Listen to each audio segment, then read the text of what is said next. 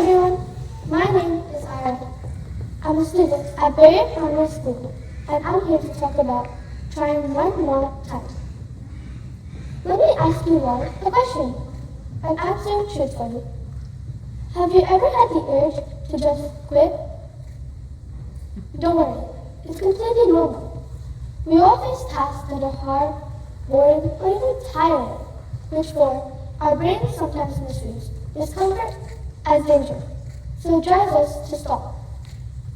This means the reason you feel like giving up is not because you're weak, it's because of your giving up mindset. Here's an example. Imagine you want to learn a whole new language. You start off feeling strong, thinking you can learn it in just a few days. But as time goes on, you start to feel more tired. Now this is the stage where you start wanting to quit. You're exhausted and just want a break. The urge to leave everything behind simply means you're physically and mentally exhausted from trying to meet too many high expectations. This first happened to me when I decided to learn how to solve the Rubik's Cube. At first, it looked easy. It only had 6 colors. How hard could it be? But I couldn't have been more wrong. After a few days, I kept making mistakes. When I solved one side, I messed up the other. There were days I wanted to put my cube away and never touch it again. I even wondered if I was smart enough to solve it. But instead of giving up, I kept trying, one step at a time. Slowly, things started to make sense. Today, I can solve a Rubik's Cube in 1 minute. Looking back, I'm glad I didn't give up, because the cube taught me something much bigger than just solving a puzzle. When we keep giving up on our goals, we stop believing in ourselves. We lose faith in our own promises, and this can damage our self-esteem and confidence.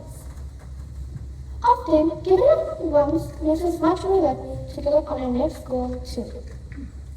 But don't worry, there's plenty of ways to stop this. One way is to shrink your goal. If your original goal was to do 50 push-ups a day, don't start with 50. Start with just 10. Then slowly make your way up. This way you can look back at your progress and see how much you've improved. Another way is to stay committed. You can choose either 2 or 3 days a week and make a promise to yourself you will never skip those days. It doesn't matter if you don't feel like doing it. The important thing is to stay committed. The third way is to stay on track. You can use a calendar, a notebook, or even draw little stars every time you complete your goal. This way you have a small reminder that every tiny step counts, even when it doesn't feel like it. When we keep giving up on our goal, when we stop running away from discomfort and stay committed to our goal, something amazing happens. A goal that once only existed in our mind has slowly become reality. So next time you feel like giving up, remember this. Don't let one difficult day make you give up on a big dream. Take one more step, give one more effort, try one more time.